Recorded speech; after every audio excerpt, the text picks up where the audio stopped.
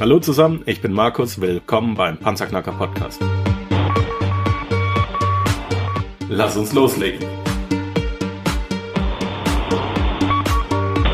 Wenn du mich zum ersten Mal hörst, danke ich dir fürs Kommen. Wir reden hier über Geld, das erforderliche Mindset, finanzielle Freiheit und alles, was dazugehört. Und jetzt lass uns in die Show starten. Ein neuer Tag, eine neue Episode, ein neues Interview. Ja, meine lieben Panzerknacker-Hörer, heute gibt es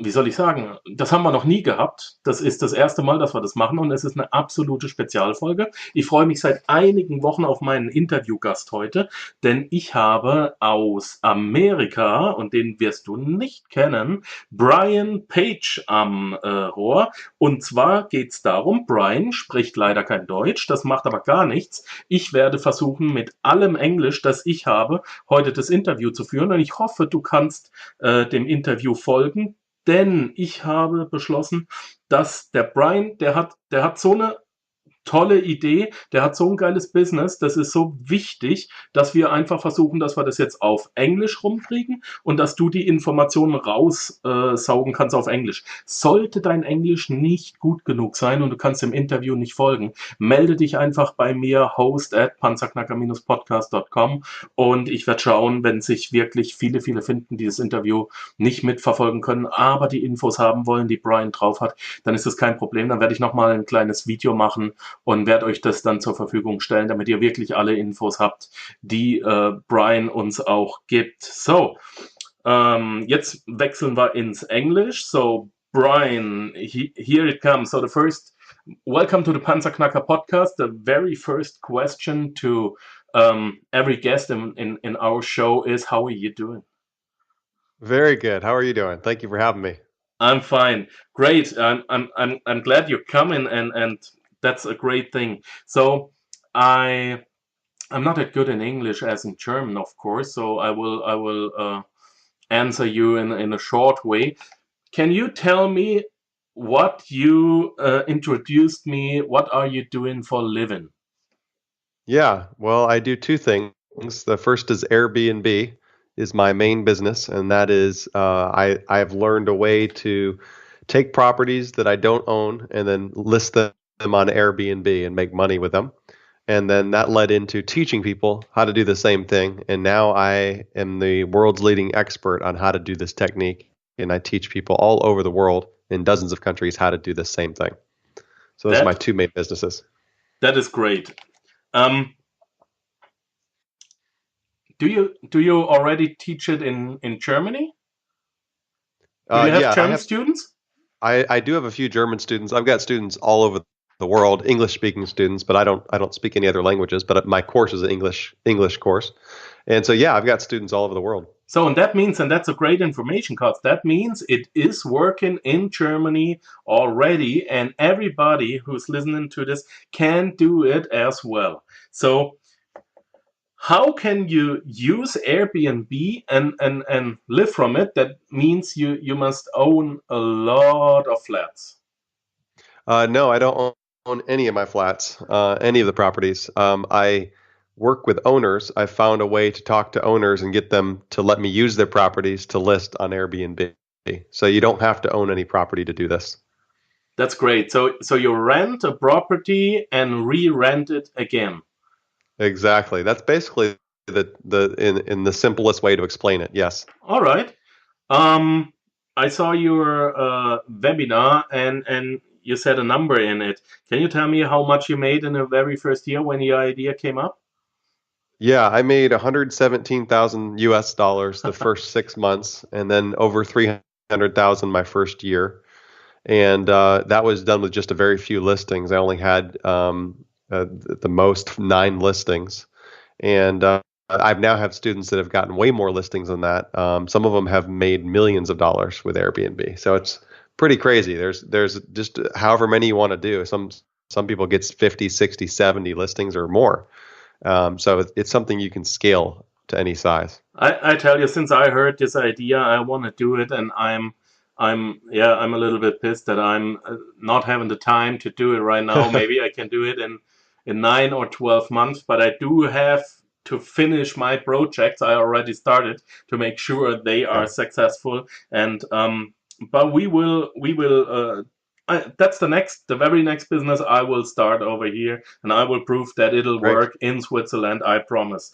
The last time I told it, our friend Jack Bosch, you know him as well, and right Yeah, now he's my teacher for his business, and I'm doing this in 6 months. So I'll finish this business and make it running, and after that, I love to try this Airbnb business. Brian, how can you manage 60 or if you tell me you had nine how do you call it, nine flats or listings. Yeah. nine listings, how do you manage this? You have to make sure that these listings are very close to your hometown, and because you always have to run around and give the people the key and repair stuff or be there for them. How do you manage this? Well, the good thing is I don't have to do any of those things anymore. I used to do those things, but there's a way to automate like 95% of the business. So the way I teach people is to use these virtual services that you can use online. And so I don't have to talk to the guests because that's all handled for me. I don't have to clean the properties because that's all handled for me. Everything is automated. So really there's not much for me to do except just manage the system. And so I teach people how to build a system because you're like running a hotel where all the rooms are spread out. So most people don't want to be a hotel manager. So I teach them how to step back from their business and pay, a few pennies on the dollar. You're like, instead of making 100% of the money, you make 95% of the money, but you get to step back a little bit. And so that's what I teach people to do. Otherwise, you're working all the time, all hours of day and night, trying to, manage the guests. Yeah, and in German, I hope I translated correctly. In German, we say, "Don't work in your business, but for your business," right? That, Yes, that's what exactly. I'm always trying to do.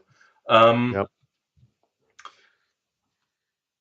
well, if I do have a flat, I really do have one. So Yeah. right in my house, I got another flat. So I will start next month with your business, but not professionally. I Yeah. received this flat before we met, and it's 2 rooms and a bathroom and a kitchen. And yeah, what would you tell me? What kind of furniture should I put in this flat? Well, that's great. If you already have a property that you can get started right away, some people already own property. That's great. But really, what you want to do is you want to make sure it's staged as nicely as you can. In other words, you want to I would look at high-end hotel rooms to get ideas of what high-end hotels do. And Mm-hmm. you'll find they do certain things. They use certain kinds of, looks in the room. They'll have art on the walls and special, way the bed's put together. Everything's put together in a way that makes it very inviting because you want your photos to look way better than everyone else in your area. And it's not that hard to do if you know what you're doing. So I recommend people stage the property and then they get a professional photographer to come in and photograph it. And it only doesn't cost very much. Most parts of the world, you can get a photographer to come in for an hour and take beautiful photos with a quality camera. And it makes all the difference in the world because most people will just use their smartphone. And nothing wrong with that, but unless you're a photographer, that's your specialty, you're probably not going to get the best photos of the room. So I have them photographed in a way that that they look amazing online, just the same way you see really nice hotels have professional photos done. So most people on Airbnb don't do that. They're just doing amateur kind of way. And I don't think that's the way to do it because you might spend a couple $100s, couple €100 to get somebody to come in and take photos, but then you'll make hundreds and hundreds more every month on those better photos. So those are the little Understand. things I teach that make a big, big, big difference. Um, you said I should be focused on really high class hotel rooms. How much money do I need for this kind of furniture? Well, that's a good question. You don't have to spend a lot of money necessarily. In fact, I teach people to get gently used furniture that you don't have to buy new stuff. I would recommend buying the bed new, and the sheets new, of course, but not the furniture. You can go get gently used furniture. I find a lot of good things on on Facebook Marketplace. I assume you have Marketplace in Germany as well on Facebook. That's where I got all my furniture for this flat right now for like There about you go. 400 US. It's all Yeah. right for the very first time. It's used. If I earn some money, if I have 2 or 3,000 dollars. So the Swiss franc and the dollar is 1-on-1. We can talk about dollar or Swiss franc. It's Yeah. equal. It doesn't matter, and I will lift the interior up. Yes. Is that okay? That's the key. Yeah, that's good. I mean, most people don't have to buy new things. You know exactly how to do it. And I didn't realize it was a Swiss franc. So yeah, that's good to know. And the key is when you look on Airbnb, look at what captures your own eye. If you put in a city anywhere in the world and you look at all the listings that come up, which listing does your eye go to first? And then study that one and say, why do I look at that one? Why does that one look nicer than another? Because I've seen one of my properties is in the same building as another one. It's the exact same unit, but I can charge almost twice as much. And people are like, how do you get so much money? I'm like, because my listing looks that much better than your listing does. It's the same property, but somebody who's booking from out of town, they don't know it's the same property. They just see 2 listings in the same area, and they're like, I want that one.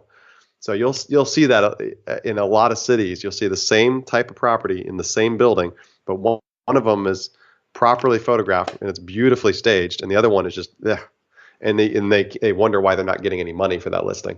So because that's really all they have to go on. Is a stranger that doesn't know your property, all they have to go on is the photos, really, and maybe a little description. That's exactly what happened today. In the next month, every single weekend, I'm booked on another congress in Germany, so that means I have to travel a lot. And my wife Melanie and me, we were looking on Airbnb, where can we stay? All right, and on in the third week, I think we do have a problem because this picture, the next picture, and we didn't find a flat where we wanted to stay, so we went to the hotel. Yeah, maybe, and those flats might be nice places if somebody put a little effort into them. Maybe they are, but they took their cell phone and during they made the pictures, they were shaking and you can't see anything and they're not sharp. And so I was pissed, Melanie was pissed, and we said, all right, let's go to the hotel. We don't care about this $100 or $200 more. Savings, yeah, but we want to relax after a hard day, of course. That's pretty much okay. I'm excited. I want to. So you got to treat it like a business. Most people don't treat it like a business on Airbnb. They just try. They don't think like a business person does, and then they say, "Oh, it didn't work that well for me." But when I see their listing, I'm like, "Well, no wonder it didn't work well. I wouldn't want to stay in your property. It doesn't look that nice, So you have to think like that. Nobody looks on Airbnb as a professional. So if you're going to Airbnb as a professional, you do not have how do you say it? Competition? In English? Yeah, you don't have any competition. If you're professional and you don't have any competition, you have to compete against amateurs. Yeah, you're competing against a bunch of people that don't know what they're doing. You're not competing against the hotels directly, but it's kind of like if you ever booked a hotel in Las Vegas or a big city somewhere, the hotel looks really amazing, the room looks amazing, then you get there and you're like, oh, it's small, there's nothing special about this. Well, they still did a good job of marketing their place, right? Hopefully they didn't mislead you. They showed you the actual room and everything, but they're so good at photographing rooms. That's what hotels do. So you need to be that good at marketing your property, and most people don't put that much thought into it.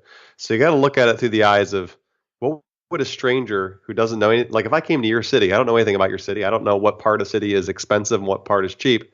So if I saw your listing, even if your listing is in an inexpensive part of town, I might pay a lot more money for it because to me it looks like an expensive property, right? Because I don't know what a high zip code is or a low part of the city is, and so you can actually get more money in a cheap part of town than somebody in the more expensive part of town. Because I just say, oh, that's where I want to stay. That looks like the nicest place in his town. So finally, that means everybody can start with a real estate business and make money right in the next 4 weeks. I remember a few more points. So, as always, if you rent something like this, like 2 or 3 times a week, you do have a lot of guests. And of course, a lot of guests means they do have a lot of questions. How do you automatic? How do you answer them automated? Okay, well, there's a service. There's several services out there. One of them, I'll just tell your listeners what it's called. It's called Guesty, Guesty, Guesty.com. And Guesty is a really amazing service. They do work around the globe, anywhere in the world. And what they do is they charge you 5% of whatever you bring in every month, 5%. And in exchange for that, they will message all your guests. They will take all the calls that come in, anything that comes in with a guest, no matter how many times they message, they will take care of it. And the only time that you hear from Guesty is if they have a question they can't answer. So from the time somebody first contacts you and says, "Hey, I'm interested in your place, I might want to book it," to the time they check out, you can literally have no contact with that person, which is amazing. And then Guesty will also contact the cleaning company. So they'll contact the cleaning company and make sure that the place is getting cleaned. So literally, I can sit back and I don't have anything to do with that guest, but yet I get paid, which is amazing. Now, it doesn't mean that I'm hands off all the time, because once in a while I have to step in and help them, but it takes me out of that role of being the guy that everybody has to talk to.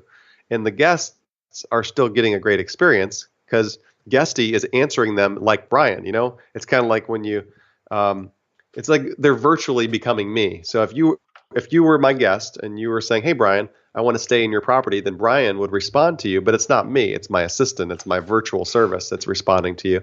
So the whole time you're staying in my property, you think you're having, sorry, I got an alarm going off here. Sorry, the whole time that you're staying in my properties, you're having a great experience. You're not knowing that I have a virtual service that's doing it. That's great. And the other secret was, how do guests get into your listing? Oh, yes. So the other secret I taught is how to basically create the property into a totally keyless property. And so nowadays there's locks that you can buy that are very inexpensive. You can put on the front of the property, and it allows you to get in with a code. So just a 3 or 4 digit code, and you can get in. And I just tell people, don't do keys at all, because keys cause problems. Mm-hmm. Somebody will lose a key. Let's say a guest checks out, they don't put the key back. The next guest shows up. They're going to be very, very mad having to stand outside the property. Or the cleaning person loses the key and now they can't get in and clean. So keys in my experience, cause lots of problems. That's why when you go to hotels nowadays, no hotels use keys anymore, right? No. So I try to tell people, do what the hotels do. Make all of your properties keyless. That's great. I was, after I heard that, I was checking the internet, and for like about $120 to $300, you'll get this keys, and you can open your door with an iPhone app or with a code, and you can control the code by the internet. Yeah, you can sit at home and give your guest another code, the next guest another code, and you can see how long did the service personnel work, how long was the cleaning, and when did the guest arrive and when did they leave. And the guests always have access to the rooms as long as they paid. That's great. Yeah, absolutely. Yeah, you can access any property and unlock it from your phone, and they're not expensive. You can get these locks for $100 to $150 US. Very, very inexpensive. You buy them on Amazon, and it's worth the money to do that. They work well. What's that? And they work well. Oh, they work perfectly well. Yeah, you just have to change out the batteries every 4 to 6 months, but that's about it. Yeah, you can plan that. That's okay. Yeah, you can plan that. I just keep batteries on hand, but it's not too, they're all Wi-Fi locks. All right. I think about it in my flat. I'll do that. Yeah, I'll do that. So that means I don't have to be over here if I'm having guests. I can be in Munich or in Hamburg or in Vienna. It doesn't matter. And my guests can enter and my guests can leave, and I'll get a short message on my cell phone, short SMS or whatever, and I know they arrived well. What are you doing if a guest arrived the very first time? Oh, well, one of the things I do that's very unusual is I give every guest gets a bottle of wine for free, even if they're staying for one night, even if they're only paying me $70 or $80. I give everybody a bottle of wine, Because what I'm able to do, at least in the U.S., I don't know, you probably have this in Germany. Wine's we not do have doesn't have to wine. be We do expensive. have wine. A lot of. No, but I mean inexpensive wine. I think you guys have an we do expensive have. wine. We do have So inexpensive. in the U.S., you can get wine in bulk for very, very inexpensively, like $3-4 dollars per bottle. And so what I do is I put that bottle of wine out for every guest, and I charge a cleaning fee, like most people on Airbnb do, but I charge another $10 per cleaning, so that covers the wine and all the soaps and shampoos and all the other things that they get, so that when they show up, they get all these things for free, and they're of course they love me and they think about me and they think, wow, it's a great experience. But it's the same way a hotel does. A hotel gives you coffee and all these things for free, but really you're paying for them yourself. So what I do is I go a little extra step and I give them a bottle of wine, just say, hey, welcome to my city. And they're not expecting that because nobody really does that. So those are the little things I teach that kind of translate to higher ratings. You get rated on Airbnb. So people love that and they think it's amazing and they comment. I try to find a wine that everybody is highly rated, but is not a wine anybody's familiar with. So they don't know it's a $3 bottle of wine. They just think it's a good wine. Tastes good, but they don't know what it is. And we were talking about, you said it already, and you give every guest these hotel cosmetics. They are called hotel cosmetics over here. You can buy them really cheap. Everybody knows this little tubes or soaps or shoe polisher or sewer kit or something like this. No one needs it, but everybody loves it. I always use it in every hotel room. I love it, and I take it with me. I look at a hotel and everything a hotel has, I try to duplicate it. So if they have coffee and creamer and sugar, I'll also do coffee and cream and sugar. So I make sure everything when they check in, it's like they're staying in my hotel. But keep in mind, it doesn't have to come out of my pocket. It never comes out of my pocket. It's always paid for by the guest staying there. So people say, oh, well, that's going to cost a lot of money. No, it does not cost any money because you might buy it up front at the beginning of the month, but then you get all those fees every single time and money comes back to you. So I think it's better to take care of the guests and spoil the guests and you'll get that money back. All right. And how do I assure that I make money with Airbnb? Is Airbnb that famous? And if I'm having good pictures, that's what we were talking about. Is it what if I don't make money? Is it possible not to make money if I do have good pictures? Well, it's hard to say. I mean, I've seen this work for students in all kinds of places, and from small towns to big cities, all different kinds of countries. I've seen it work so many times. Generally, the amount of money that you can bring in if you rent a place by the night is going to be much more than it cost you for the month. So if you have you're paying 1,000 euros or $1,000 per month for a place, it could bring 2,000, 3,000, who knows? It'd be generally a lot more than it will cost you to rent. So that's a general rule, but that means you're making it available all the time. You're not making it available some of the time. It's available every single day. And also, most people don't realize this, is that sometimes you need to price things cheaper to make more money.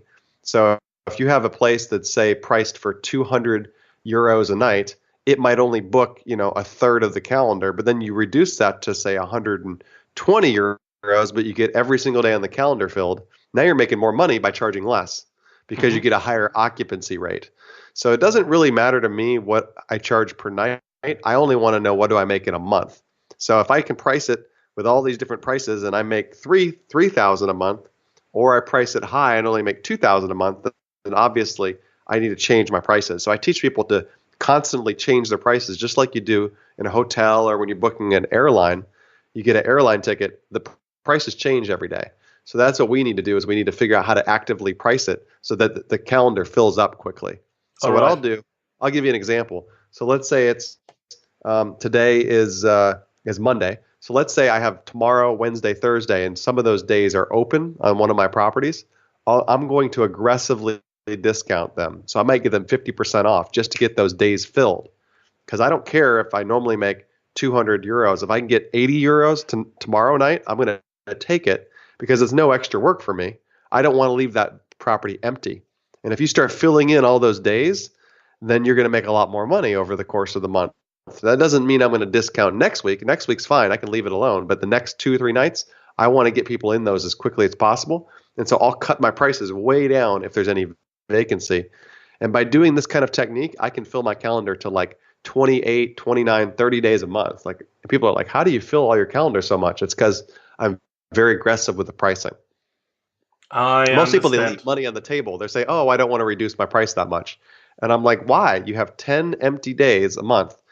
If you just got 100 euros on 10 days, that's 1,000 extra euros in your pocket, but you're not willing to discount. So you lose out. So I tell people price high, and then whatever the empty nights are, you start cutting those. Because most people fill the weekends first, and then they start filling in the weekdays. Understand. So that's my technique to getting high occupancy. Is it possible on Airbnb to tell Airbnb on Mondays it's 75, on Tuesdays it's 85 and stuff like this? You can, but what I do is I actually I just kind of have a rule that basically every Monday I look at my calendar and I start aggressively discounting any days that are coming up in just the next few days. And then the following week, I might just do a slight discount, like say next week, I'll give 10% off or something. But there's actually software tools out there now that will do all this for you automatically. But I still like to do it manually because I still think I can price it better myself by learning my own prices. Some people like to do it automatically. There's different ways to do it.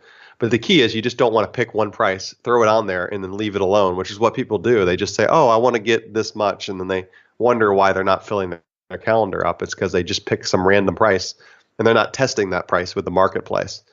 So you might be surprised if you take a property and you divide it by 30. So I'll give you a quick, for those people out there that like math and like to hear how numbers work. Let's just take a property that's $2,000.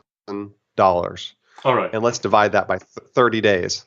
So if we do that, we get $66 per day is what it costs.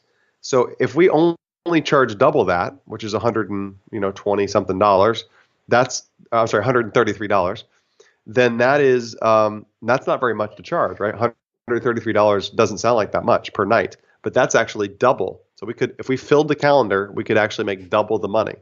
So we have a $2,000 property and we bring in another $2,000 and we get to keep that money. Now we may have to pay some utilities. So we pay $200 or $300 in utilities, but that's pretty good if you can make $1,700 on a property you don't own every month.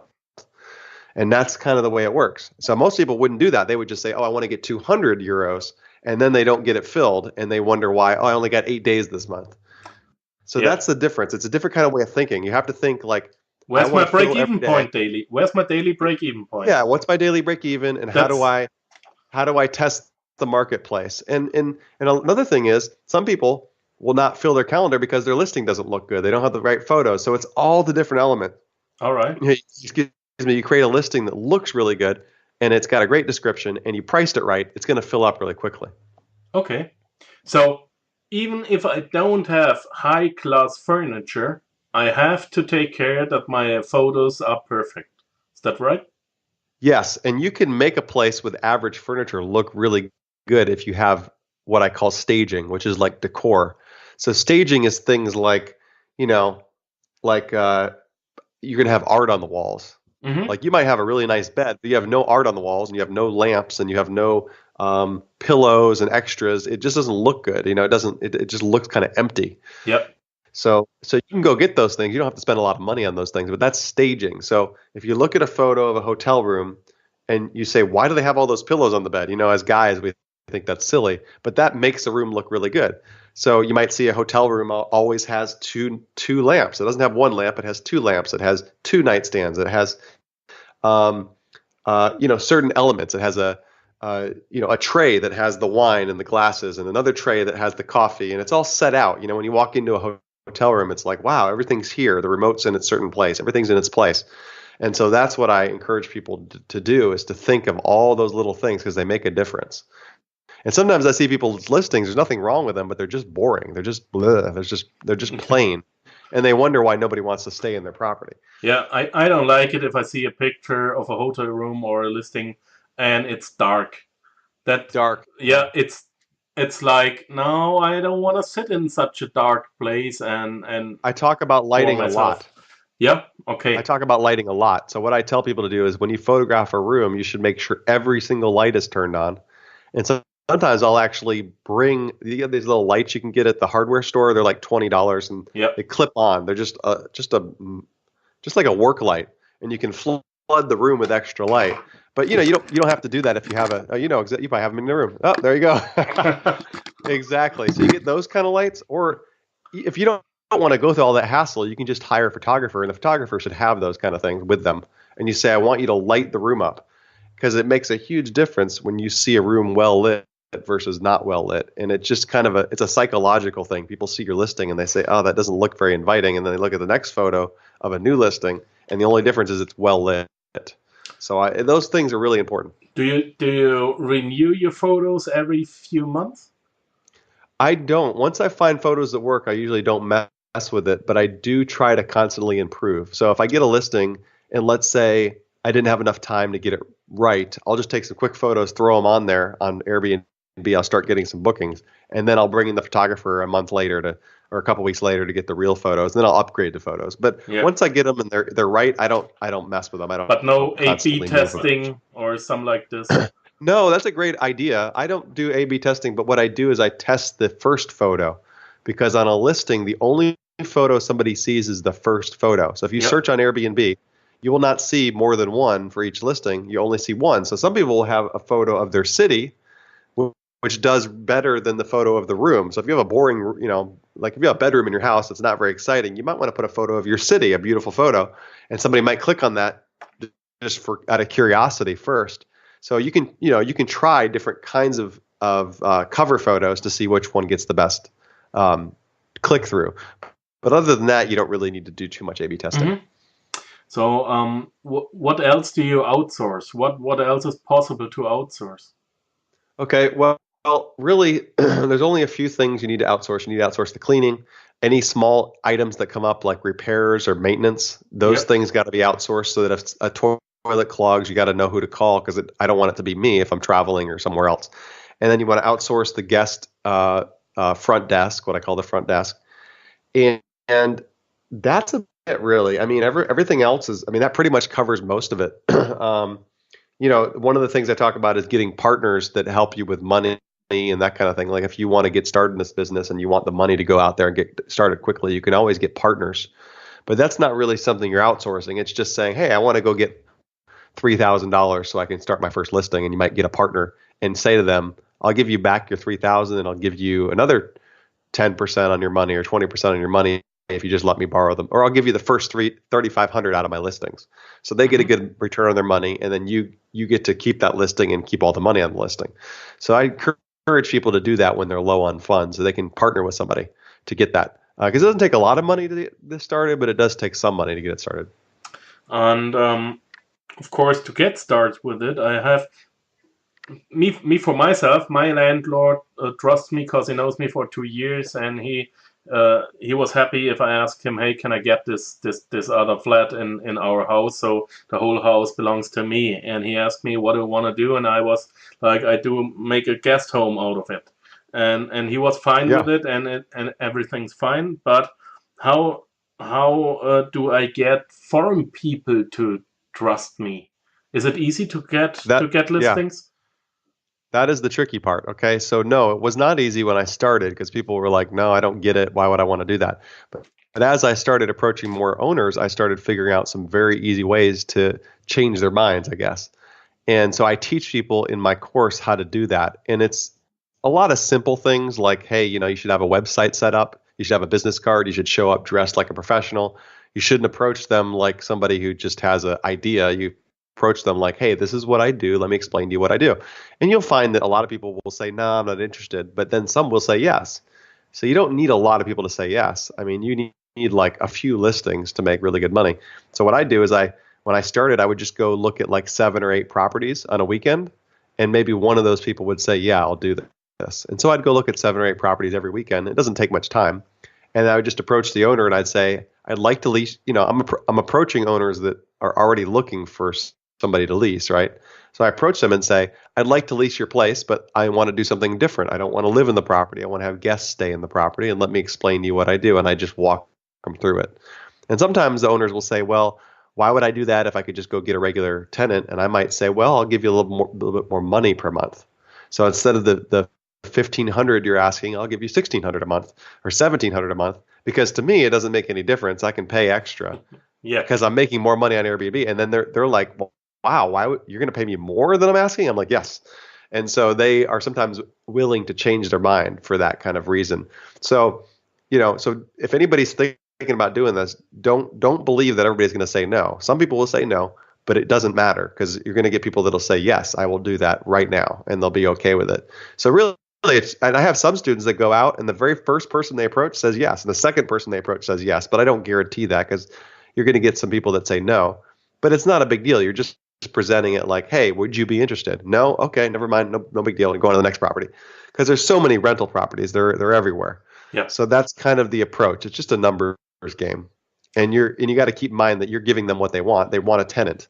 And some people will do this for themselves, but most people are not going to turn around and say, oh, well, I'll do that. I mean, they don't want to do it. If they wanted to, they'd probably already be doing Airbnb.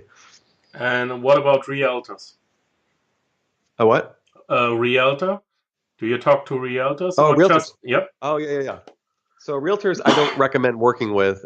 I don't have any problem with realtors. I just find that usually they get in the way, and they usually are not very helpful because it's something new, and realtors are looking to make a commission, right? So they want to get the deal done quickly and fast, and that's not going to happen with something like this, because this is unusual and it's different. So I don't like going through any representatives. I want to talk directly to the owners themselves. And that's also true of managers. Managers also tend to be difficult, because a manager just won't care, right? They're not interested in really doing this or trying to sell the owner on it. So if you talk to a manager, they'll turn around and go talk to the owner, but they just mess it all up. So I want to talk to the owner directly. I want to talk to the owner and say, let me explain to you what I do. I only want to talk to owners because it's just faster. It's easier. I find that if you go through third parties, it just ends up going nowhere. That's my experience. It's not that it can't be done. It's just difficult to do it that way. How many listings do you have already? Oh, I don't have as many as I used to. The most I ever had was 9, but I have students that have way more than that. So I haven't added any listings in a while because I'm spending so much time teaching now. Okay. So I have students all around the world now that I'm teaching. I have thousands of students that I teach all the time. And I do coaching calls every month now. And so now I have students that have done way more than I have. I mean, there's students that are earning interviews. podcast interviews. I've been interviewed by Forbes magazine and Entrepreneur and all these big magazines.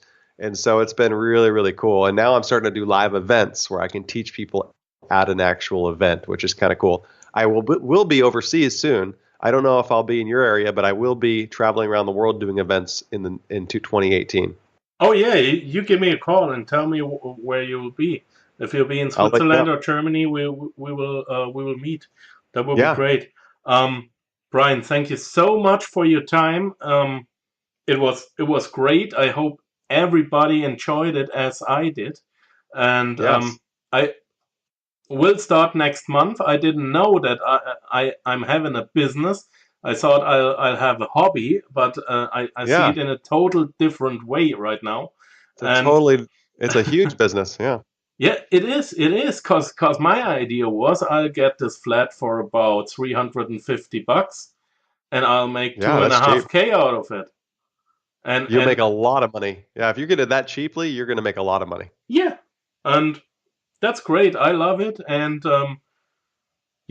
thanks for your help. I'll send you the pictures when it's done, and you tell me whatever you think about it. Okay? Please do. Yeah, send me the listing. And do you want me to tell your people how to find me, or do you want to provide that link? We do have your coordinates in the show notes. You can tell them right now if you want to, but we write them in the show notes. All your addresses and where we find you and how to connect with you and how to learn the business and everything else. Of course, it'll be in English, and you have to take care by yourself and get it done. But it'll work. So everybody heard you already do have students in Germany, German-speaking students. Do you have a Facebook group where everybody is connected? I don't have a Facebook group yet. I might be doing that. I just haven't had the time to manage one of those. But yeah, look in the show notes and you'll see the link there where you can learn about my training if you want to learn from me directly. Right. www.panzerknacker-podcast.com. In der heutigen Episode der Shownotes sind natürlich die Koordinaten von Brian, alles zu seinem Kurs, alles, was man über das Airbnb Business lernen kann und wie man wirklich mit noch weniger Geld kann man meines Erachtens nach meinem jetzigen Wissensstand nicht direkt innerhalb von 4 Wochen ins Immobilienbusiness einsteigen. Schneller geht's meines Erachtens nach nicht. Brian, thank you so much. Have a great time and hope to hear you soon. Thank you so much. Appreciate it. Bye. Ja, das war es leider auch schon wieder für heute. Ich danke dir fürs Zuhören. Die Informationen, die du in dieser Episode erhalten hast, werden natürlich, wie immer, durch die zusätzlichen Informationen in den Shownotes auf www.panzerknacker-podcast.com ergänzt. Schau doch einfach mal rein. Bitte besuche mich auch nächste Woche wieder für eine weitere Episode vom Panzerknacker Podcast. Dies ist eine Markus Habermehl Production.